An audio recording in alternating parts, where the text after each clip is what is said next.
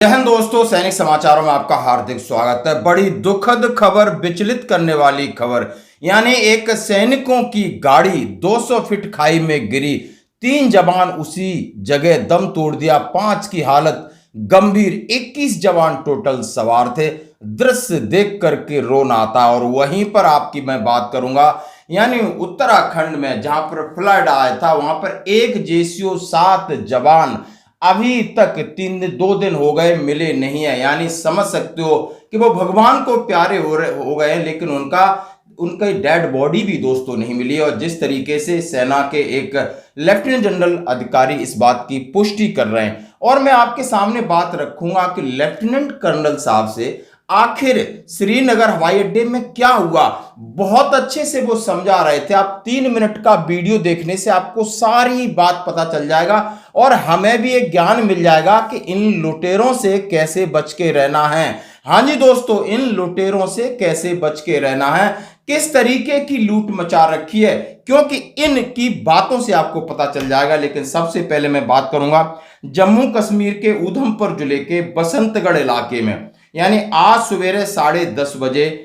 CRPF जवानों की bunker वाली गाड़ी 200 फीट खाई में गिर गई, 3 जवानों की मौत हो गई, 15 घायल हुए हैं और बाकियों की हालत, उस 15 घायलों में 5 जवानों की हालत गंभीर है। सीआरपीएफ के अफसरों के अनुसार गाड़ी जवानों के एक दल को ले जा रही थी, जो सड़क से फिसल कर खड़ी ढलान से नीचे खाई में जा गिरी। आप देख सकते हो थोड़े से दृश्य, भगवान उनकी आत्मा को शांति दे। उन्होंने जो कि अपने कर्तव्य के लिए प्राणों की बलि दिए, और जो घायल हैं वो जल्दी स्वस्थ हो जाए। अब मैं बात करूंगा, बड़ी तकलीफ है। आपने देखा होगा कि हर्षल, जहां आर्मी कैंप भी बह गया था, हर्षल गांव बिल्कुल उजड़ गया है। आज वहां सेना किस तरीके से काम कर रही है, और सैनिकों के लिए दुख की बात है कि उनका एक जेसीओ 7 जवान अभी भी उनका शरीर नहीं मिला है। आप समझ सकते हो। और वहां पर जिस तरीके के आर्मी अफसर हैं, बड़े सेना के अधिकारी, इस तरीके की बात की पुष्टि कर रहे हैं।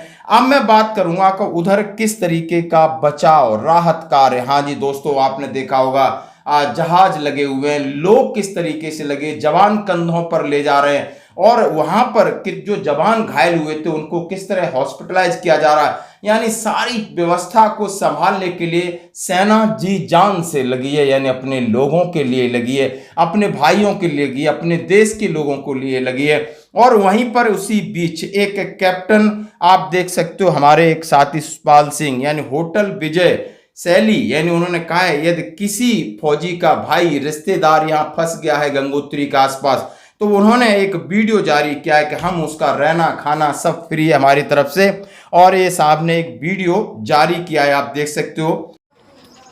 जय हिंद दोस्तों, मैं कैप्टन खुशपाल सिंह, सेवानिवृत्त उत्तरकाशी उत्तराखंड से हूँ।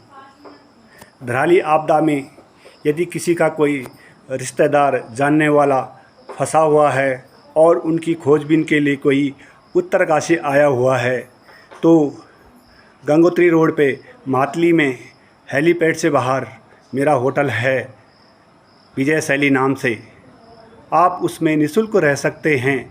मैं आपकी सेवा कितना करूं, वो मेरा सौभाग्य होगा।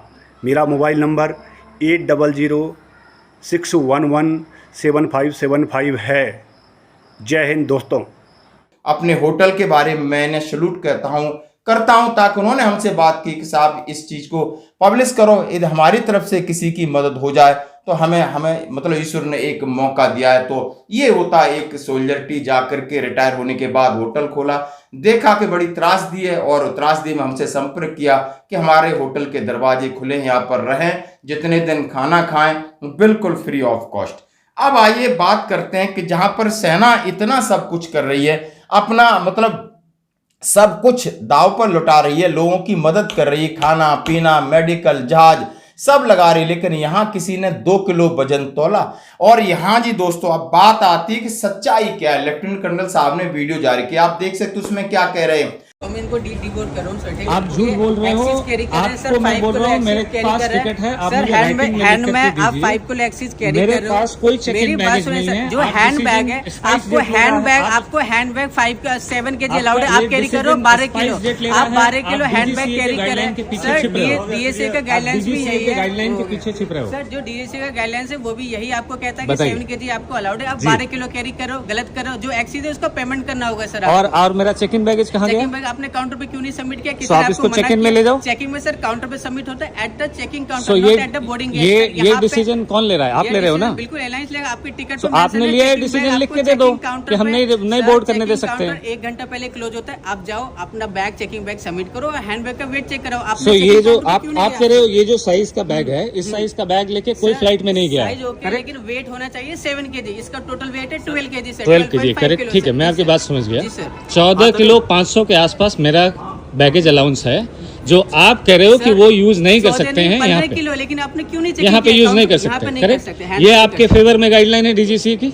ये आपको सपोर्ट कर रही है। ये डिसीजन कि किसका चेक इन बैगेज ना होने के बावजूद भी आप नहीं ले जाने दोगे, ये डिसीजन आपका है। ये डीजीसीए लिखा हुआ है गाइडलाइन में कि चेक इन बैगेज नहीं होगा तो चेक इन बैगेज नहीं होगा तो आप नहीं ले जा सकते। लिखा हुआ है, लिखा हुआ, हाँ या ना में जवाब दो, बातें ना घुमाओ, आप हाँ या ना में जवाब दो। लिखा हुआ है कि चेक इन बैगेज जिसका नहीं है वो आदमी अगर एक्स्ट्रा बैगेज लेके आए तो आप उसको अलाउ नहीं करोगे। मेरे को दिखा दो, मेरे को लिख दो, मेरे को दे दो, आप मेरे को लिख के दे दो। टिकट पे लिखा है हैंड में 7 kg अलाउड। ठीक है, फिर आप वापस, मैं आपको तीसरी बार बोल रहा हूँ, ध्यान से सुनना, ध्यान से सुनना। इस बार मैं रिकॉर्ड कर रहा हूँ और आप भी जानते हो कि मैं रिकॉर्ड कर रहा हूँ, ध्यान से सुनना।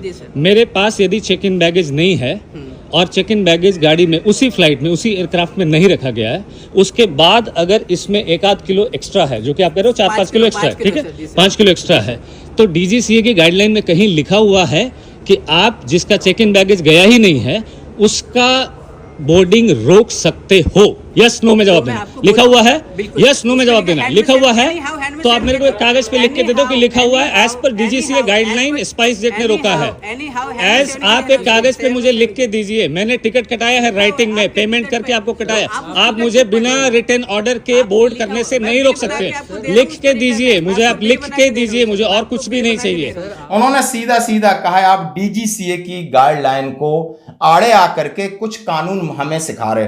अब असली बात ये थी कि साहब कह रहे कि हमारा 14.5 किलो बैगेज ऑथराइज है, मैं इस स्पाइस जेट में यात्रा कर सकता था। अब साहब के पास टोटल लगेज था करीब 7 kg 8 kg का, उनके पास ट्रॉली बैग था। उन्होंने सोचा इसको अंदर ही सब लोग ले जाते, हम ले जाएंगे, तो उन्होंने उसका बैगेज काउंटर पे नहीं कराया। अब जब जाकर के वो अंदर बॉर्डर पे जा रहे हैं तो ये लोग उन्हें घेर लेते, बोलते नहीं आपके पास ज्यादा है, आपको सिर्फ हाथ में जो वजन है वो 2 किलो आपका ज्यादा है। तो उन्होंने बोला हमारे को तो टोटल 14.5 किलो ऑथराइज है, मेरे पास तो अभी 8-9 किलो वजन है, फिर भी मेरा कम है। बोला नहीं जाने नहीं देंगे। तो फिर कैसे जाने दोगे? बोला पैसा दोगे। तो पैसा देने का क्या मतलब है इसमें? उन्होंने बोला कि ऑलरेडी हमने तो ये सारी चीजें टिकट में पेड की हैं। इसी तरीके से एक दूसरे से बहुत अच्छे से लेफ्टिनेंट कर्नल साहब ने समझाया, सारी बात हुई। सीआईएसएफ के आप देख सकते हैं हेड कांस्टेबल है या उनके जेशू रैंक के लोग हैं जिनको इंस्पेक्टर बोलते हैं, वो खड़े सब देख रहे हैं। और उसके बाद ये लोग किस तरीके से उनके ऊपर हावी हो रहे हैं। हावी होने के बाद हाथापाई करते हैं, हाथापाई करने के बाद मजबूरन अपने डिफेंस सेल्फ डिफेंस में उठाते हैं। अब लोग कह रहे हैं बाइकआउट करो स्पाइस जेट को, और सेना को बदनाम किया इन्होंने, उस अधिकारी को बदनाम किया, उसके ऊपर एफआईआर डाली और बिल्कुल वीडियो जो कटिंग करके सारी सोशल मीडिया पर डाला। ये है इनकी नीयत, आप देख सकते हो। गड़बड़ हो गई कोई बात नहीं, लेकिन नीयत, और वो भी 6-7 दिन बाद इन्होंने ये इस तरीके का खेल खेला सेना को बदनाम करने के लिए। और यही सेना है, यानी जो डीजीसीए के जो बंदे हैं ना वो देश के ही होंगे और भारत के इसी कोने में रह रहे होंगे और उनको भी इनकी जरूरत होगी, लेकिन नहीं, इनके अंदर दयालुता नहीं है, मानवता नहीं है। ये शायद ये चीजें वीडियो फ्लड वगैरह के इस तरीके से देखते जैसे मूवी में देख रहे हो। ना ही इनके घर में कभी समस्या आएगी, ना ही इनको सैनिकों की जरूरत है, क्योंकि इनको तो पाकिस्तान चाइना ने वीजा दे रखे हैं और शायद कहीं भी इनका वेलकम होता होगा। इस तरीके की मानसिकता इस पर दिखा रहे हैं। तो दोस्तों अब देखिए ये है सच्चाई। धन्यवाद। आप सुनेंगे मैं क्या कह रहा हूँ? सुनाइए। आप जो वीडियो रिकॉर्ड कर रहे हैं आप रिकॉर्ड कर लीजिए जी, अपने पर्पस के लिए। जी हम अपने पर्पस के लिए रिकॉर्ड कर रहे हैं। बिफोर बुकिंग आपने टर्म्स एंड कंडीशन एक्सेप्ट बिल्कुल पढ़े हैं, हाँ आपके फेवर में है डीजीसीए का गाइडलाइन। आप लिख के दे दो, आप लिख के दे दो कि ये डिसीजन स्पाइस जेट ले रहा है। डीजीसीए के पीछे मत छिपो। डीजीसीए ने आपके फेवर में क्यों दिया है? ऑलरेडी सुप्रीम कोर्ट में इसके अगेंस्ट ऑलरेडी अपील है। डिसीजन वहाँ होगा ना, होगा कि नहीं होगा? मैं सिर्फ कंट्रीब्यूट करूंगा कि मैं एक विक्टिम हूँ भाई, आपने किया ये डिसीजन लिया। कहीं लिखा हुआ है कि जिसने चेक इन दिया ही नहीं है उस एयरक्राफ्ट पे, उसको आप डिबोर्ड कर सकते हो, लिखा हुआ है। डिबोर्ड करने का पूरा गाइडलाइन डीजीसीए का लिखा हुआ है। किस कंडीशन में आप सिक्योरिटी पर्सनल यहाँ पे खड़े हैं, उनको मालूम है कि किस पर्सन में किसी कंडीशन में किसको डिबोर्ड किया जा सकता है। क्या लिखा हुआ है कि किसी ने चेक इन बैगेज नहीं दिया हुआ, ये लिखा हुआ है कि अगर चेक इन नहीं दिया है और एक्स्ट्रा वेट है तो आप डिबोर्ड कर दोगे, लिखा हुआ है। लिखा हुआ है डिबोर्ड करने का, लिखा हुआ है, नहीं लिखा हुआ है ना? ये डिसीजन स्पाइस ले रहा है, कागज पे लिख के दो, हम डिसीजन स्पाइस ले रहे हैं, इसकी जिम्मेवारी स्पाइस लेता है। आप यहाँ पे 100 सिंपल छोटा सा थोड़ी करूंगा यहाँ पे नहीं, मैं आपसे छोटा सा सवाल पूछ रहा हूँ। ये डिसीजन स्पाइस ले रहा है, लिख के दो। डीजीसीए का इसमें रोल नहीं है, इसमें डीजीसीए का रोल नहीं है। Airline can take decision sir. Yes बिल्कुल, you can deboard me, you have right, but I am dependent on you. यहाँ पे बात क्या है? यहाँ पे आपने ये डिसीजन लिया है, डीजीसीए ने लिया है। यहाँ पे एयरलाइन का स्टाफ डिसीजन ले रहा है। जी। यहाँ पे जो स्टाफ आपको बात समझाने की कोशिश कर रहा है कि जी, सर हाँ। आपको 15 kg अलाउड है चेक इन में, जी ठीक है, पहली मेरी बात। 7 kg आपका अलाउंस है जी, राइट जी। अगर आप यहाँ पे एक्सेस कैरी कर रहे हैं, जी जी एक्सेस कैरी कर रहे हैं, यहाँ पे कोई चेक कितना किलो 5 kg आपका ओवरऑल में से कितना कम है? हम अभी उसी एयरक्राफ्ट से जाएंगे, उसी एयरक्राफ्ट से जाएंगे, उसी एयरक्राफ्ट से जाएंगे। बहुत सीनियर है, पर जी। समझना चाहिए there are some sort of regulation set जी जी बिल्कुल बिल्कुल, हाँ मुझे मालूम है, हाँ individual passenger absolutely, and you should also fortunately DGCA has favoured airlines, ताकि आप वहाँ पे ऐसे रोक करके पैसे ले सको। मैं उसी एयरक्राफ्ट में जाने वाला हूँ जिसमें आप भेजोगे मुझे, या नहीं भेजोगे? उसी में जाने वाला हूँ। मेरा सामान दूसरी एयरक्राफ्ट में जाएगा नहीं ना? उसी में जाएगा। की काउंटेबिलिटी होती है, कितना अलग वेट होती है, है। राइट? जी जी बिल्कुल, हाँ that weight which is going, उसका वेट हुआ है, जी, ठीक है। जी। I can represent that weight in trim in cockpit to my captain. जी जी बिल्कुल। पैसेंजर जो यहाँ पे कैरी कर रहा है एक्सेप्शनली बड़ा है साइज में, केबिन बैगेज के हिसाब से वेट है ना, ये टॉकिंग अबाउट वेट। और मेरा जो चेक इन बैगेज है ही नहीं, उसका वेट में ये कैरी नहीं होता है, काउंट नहीं होता है, करेक्ट? आपके नाम पे 0 गया है वेट जी जी हाँ जी। That means you are carrying only an handbag of 7 kg, जी व्हिच जी इज स्टैंडर्ड, जी राइट सर? जी। अगर आप 7 kg से ऊपर जाएंगे, जिस तरह अगर आप कैरी करेंगे, अगर 100 पैसेंजर 5-5 kg एक्स्ट्रा कैरी करे, कितना होगा वेट? बहुत ज्यादा हो जाएगा। आप मुझे बताइए, जी बहुत ज्यादा हो जाएगा। Is it not a safety lapse to the aircraft? बिल्कुल है। तो सर आप मुझे बताइए, आप इतने एजुकेटेड होकर ऐसी बात कैसे कर सकते हैं? कितना केजी ये ज्यादा है? सर मैं इसकी बात कर रहा हूँ ना जी। मैं हर एक इंडिविजुअल अगर हम नहीं इसको मेजर तो आपका रैक का जो एक वो होगा मैक्सिमम लिमिट होगा, उसको एक्सीड कर जाएगा, रैक के लिए खतरा बन सकता है। यही बोलना चाह रहे, यही लॉजिक है ना आपका? आप जाने हो जहाज में, राइट? ये डिसीजन डीजीसीए ने आपको लेके दे दिया, करेक्ट? फेवर में अगर मैं अभी पे कर दूंगा तो वो सेफ हो जाएगा, है ना? नहीं, मेरी बात आपका सुनिए, चेहरा जब थोड़ा हाँ ध्यान से दिखा बिल्कुल रहा है। बिल्कुल अभी सर, मैं बिल्कुल। जैसे ही आपको पे कर दूंगा वैसे ही वो पूरा का पूरा फ्लाइट सेफ बन जाएगा, करेक्ट? वो स्टाफ वहाँ क्या पे नाम है एलएमसी आपका? करे, मेरा नाम मोहित वर्मा। जी, सेफ मोहित। नहीं हो जाएगा सर, जी, वहाँ पे जी, स्टाफ एलएमसी करेगा उसकी, ठीक है? ठीक है, ठीक। और अभी भी मैं पेमेंट आपको करने के LMC बाद, पर्ची कराऊंगा। कटाने के बाद वो है फ्लाइट सर, ये का आपको रैक जो बता है वो रहे हैं। मजबूती आ जाएगी उसमें, है ना? मजबूती नहीं आ जाएगी सर, ये आपके बता रहे फेवर हैं। में है। ये पैसेंजर्स को गाइड करने के लिए ऑलरेडी इसके अगेंस्ट अपील है। एक बार आप पे करेंगे ना, जी। अगली बार आप भी सर सेफ फील करेंगे।